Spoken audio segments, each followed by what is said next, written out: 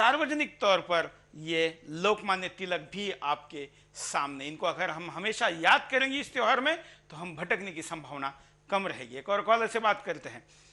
नमस्कार। सुनिए सुनिए। हाँ बोलिए। हाँ जी, पहला हमारा गणदेवता किताब चुना था और ये के लिए पहले जो भारत का सबसे बड़ा साहित्य पुरस्कार है उसका क्या नाम है? तो वही उसमें वही ताराशंकर बंदोपाध्याय को दिया गया था पहला ज्ञानपीठ पुरस्कार। हाँ। वही गणदेवता के लिए। तो गण उसमें बोला गया गण जनता ही, लेकिन जनता ऐसा नहीं है कैओस नहीं, वो शांति प्रिय शांत, देश का चिंता, जनता का भलाई चिंता, यही बोला था उसमें। हाँ नमस्ते जी। नमस्ते। आप भी अपनी बात को कह सकते हैं, रख सकते हैं, आज के मुद्दे के साथ जोड़कर कहेंगे तो हम इस मुद्दे को ज्यादा परिणामकारक तरीके से आगे ले जा पाएंगे। एक और कॉलर से बात करते हैं। नमस्कार। हाँ हेलो, शायद आवाज नहीं सुन पा रहे कॉलर। आप परिणाम स्क्रीन पर देख रहे हैं। हम अब उपायों की तरफ भी जाने वाले हैं, साथ साथ में हम अभी उपाय पर नजर डालते हैं कि क्या उपाय होने चाहिए इस दिशा में। गणेशोत्सव का सही उद्देश्य लोगों तक पहुंचे, क्योंकि जब तक गणेशोत्सव का सही उद्देश्य लोगों को पता नहीं चलेगा तब तक देशवासी सही तरीके से गणेशोत्सव के महत्व को नहीं जान पाएंगे। इसलिए जरूरी है कि गणेशोत्सव की उपयोगिता को पहचाना जाए। बाल गंगाधर तिलक जैसे देशवासी आगे आए, क्योंकि आज फिर से ऐसे देशभक्त नेताओं की जरूरत है जो देशवासियों को गणेशोत्सव के महत्व के बारे में बताएं और साथ ही देश की जनता में देश प्रेम की भावना जगा सके। युवा पीढ़ी आगे आकर गणेश महोत्सव के महत्व को समझे। आज की युवा पीढ़ी गणेशोत्सव के महत्व को बिना समझे ही जो दिखता है बस उसी तरह चलने लगती है, इसलिए वह गणेशोत्सव के सही महत्व को नहीं जानती। बुद्धिजीवी आगे आकर गणेशोत्सव के महत्व को बताएं, क्योंकि ऐसे लोगों की जरूरत है जो देशवासियों में देश प्रेम की भावना जगा सके और गणेशोत्सव जैसे त्योहारों के सही महत्व को समझाएं, जिसकी आज देश में सबसे ज्यादा जरूरत है।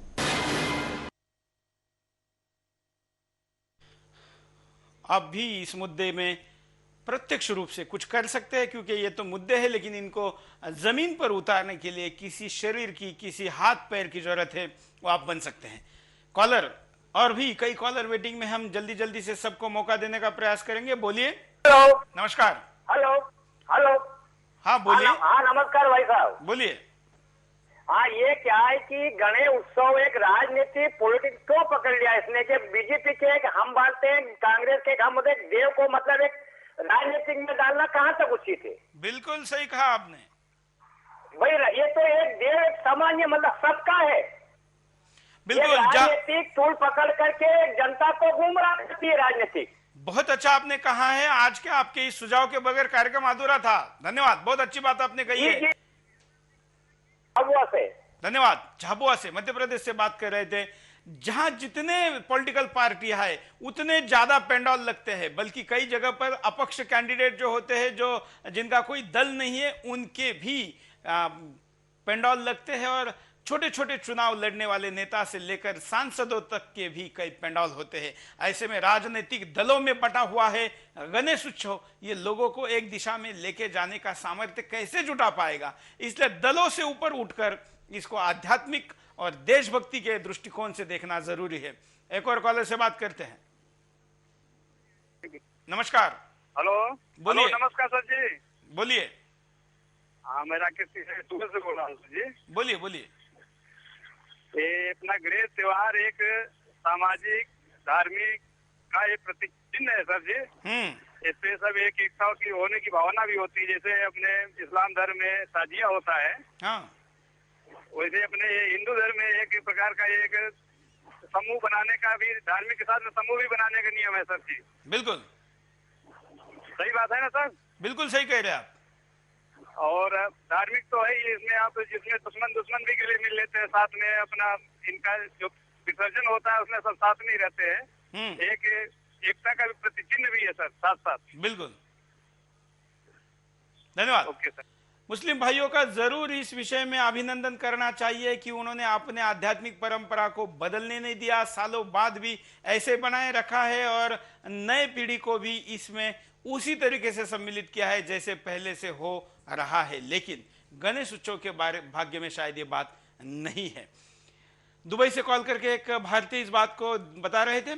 आप भी कॉल कर सकते हैं, अपनी बात को रख सकते हैं। आपकी बात इस कार्यक्रम में रखना इसलिए भी जरूरी है क्योंकि अगर आप बात नहीं करेंगे तो इसका मतलब है कि जिस प्रकार से गणेश उत्सव आज मनाया जा रहा है उससे आपकी सहमति है। यहां पर उषा पाठक दिल्ली से एसएमएस करके कह रही है कि गणेश उत्सव में इतने लोग सम्मिलित होते हैं जितने अन्ना हजारे के आंदोलन में सम्मिलित हुए उससे 10 गुना से ज्यादा।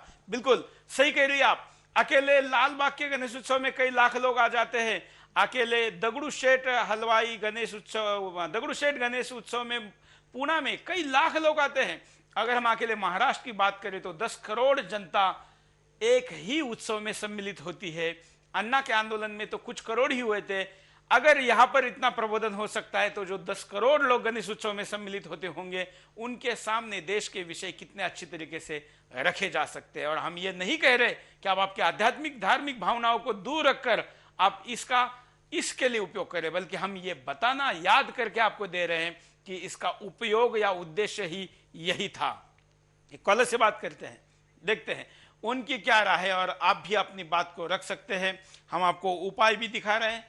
हम अभी कॉलर को नहीं ले पाएंगे क्योंकि समय की कमी है, लेकिन आप अपनी बात को जारी रख सकते हैं। आप एसएमएस कर सकते हैं और साथ साथ में सोशल नेटवर्किंग साइट के द्वारा भी कर सकते हैं। कॉलर काफी देर से वेट पे है, अपनी बात को रखना चाहते हैं, उनको जरूर मौका देते हैं। नमस्कार। हेलो सर, नमस्कार। बोलिए सर, मैं उत्तराखंड के नैनीताल से बोल रहा था, दीपक। हाँ बोलिए दीपक जी। सर, ऐसा लगता है कि अब जैसे कि गणेश महोत्सव काफी धूमधाम से मनाया जाता है देश में, एक बार आता है साल में। तो अब ऐसा लगने लगा है कि जैसे कि लोग स्वार्थी हो गए हैं, भगवान के प्रति स्वार्थ लगने लगा है और ये सही नहीं है एक कहीं हद तक। तो सर, इसमें समाज को खुद आगे आना होगा, देखना होगा। जो लोग करते हैं गणेश महोत्सव मनाते हैं, अकेले अकेले लोग आजकल अपने गली मोहल्ले में गणेश महोत्सव मनाने लग गए हैं। तो ये लोगों को आगे आके एक मतलब मिलकर ये काम करना होगा सर, मैं ये कहना चाहता हूँ। और एक कॉलर को भी मौका देते हैं, देखते हैं वो भी अपनी बात को क्या कहना चाहते हैं। नमस्कार। नमस्कार सर। बोलिए सर, मैं यूपी से बोल रहा था, देवेंद्र। हाँ सर, जो आपका ये आज का क्या कहते हैं विषय बहुत अच्छा है सर। जो क्या कहते हैं गणेश उत्सव का उद्देश्य तो भटक रहा है सर। किसी भी उत्सव, चाहे होली, दिवाली, हिंदू के कोई भी त्योहार हो सर, वो अपने क्या कहते हैं उद्देश्य से भटक रहे हैं। इसके पीछे सर जो नए लड़के हैं वो तो मतलब कि नए उसमें जा रहे हैं, और जो पुराने हमारे पूर्वज थे वो थोड़ा महंगाई से भी त्रस्त हैं, जो इस गणेश उत्सव को पहले की तरह नहीं मनाते। और जो आस्था जो नए लोगों के अंदर वो पुराने जो पूर्वज थे वो सर वो दे नहीं पाते सर। मुझे लगता है कि इस वजह से ये गणेश उत्सव अपने उद्देश्य से भटक रहा है। बिल्कुल, बहुत अच्छी बात है आपने बताई। मैं आपकी सारी बातों से सहमत हूँ। मुझे सिर्फ महंगाई का कहीं पर गणेश पे परिणाम ये जरूर नहीं दिखता है, क्योंकि हम ऐसे त्योहारों में महंगाई नहीं दिखती है, बल्कि तो ज्यादा खर्चा पिछले साल से इस पे हो रहा है। ये सच्चाई है, ये सही नहीं लेकिन ये सच्चाई है। हम अब यहाँ पर एसएमएस पोल दिखाते हैं कि पूरे कार्यक्रम में आपने जो एसएमएस किया है, आइए स्क्रीन पर यहाँ पर आ रहा है। 91% लोग, 91% लोग कह रहे हैं कि हाँ ये उद्देश्य से भटक गया है, लेकिन फिर भी 9% इसको अभी भी क्यों मानते हैं।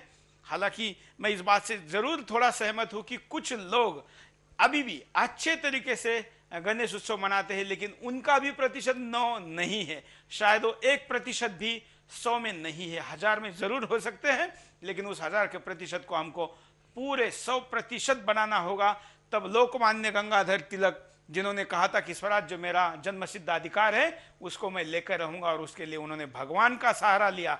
उस भगवान के सहारे कम से कम हम अपने देश का सहारा बने, तो हमारे भविष्य का सहारा हम अपने इस कर्तृत्व के द्वारा बना पाएंगे। आशा करते हैं कि आने वाली पीढ़ी को हम इस गणेश उत्सव का महत्व और इसके द्वारा उसका कर्तव्य समझाने में कामयाब होंगे, तो विदेशी संस्कृति का आक्रमण हमारे आने वाली पीढ़ी को गलत रास्ते पर लेके जाने की हिम्मत ही नहीं कर पाएगा।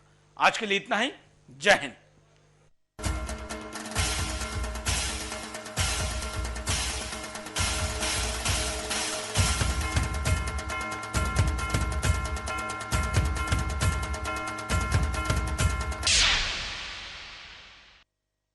आज के बिंदास बोल के प्रायोजक हैं प्रमोद हेगड़े मुंबई और सह प्रायोजक हैं कमलेश चौधरी अलीगढ़ और विनोद शर्मा वाराणसी।